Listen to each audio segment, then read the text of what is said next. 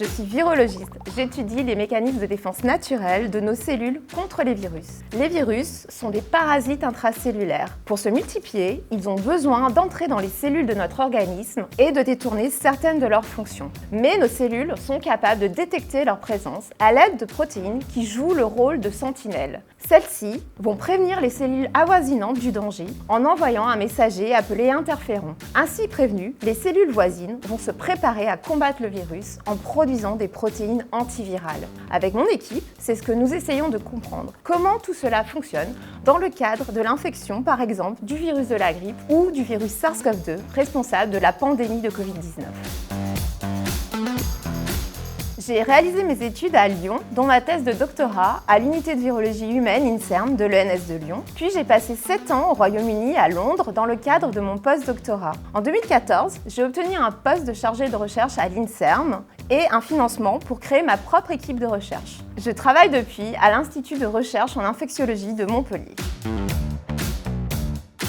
Mon équipe est composée de 8 jeunes chercheurs et ingénieurs très dynamiques et de toutes nationalités. Et nous travaillons en collaboration étroite avec des centres de recherche français et étrangers. Par exemple, dans le cadre de la recherche sur la Covid-19, nous avons obtenu le virus de la part de l'Institut Pasteur dès le début de la pandémie.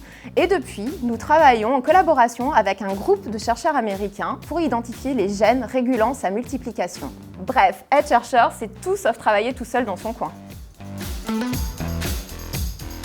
Suivant leur dangerosité, les virus se manipulent en laboratoire de niveau de confinement allant de 2 à 4, sachant que le niveau 4 est réservé aux virus extrêmement dangereux de type virus Ebola. Dans le cas de la recherche sur le SARS-CoV-2, nous travaillons en laboratoire de niveau 3. Pour travailler dans ces laboratoires, nous nous équipons de tenues très particulières, à la fois pour protéger nos expériences et nous protéger nous contre ces virus. Nous enfilons une combinaison intégrale et par-dessus une casaque de chirurgien. Nous enfilons également des surchaussures, des surbottes, 3 paires de gants, des lunettes et un masque FFP3 qui filtre tout. Avec tout ça, on ressemblerait presque à Thomas Pesquet.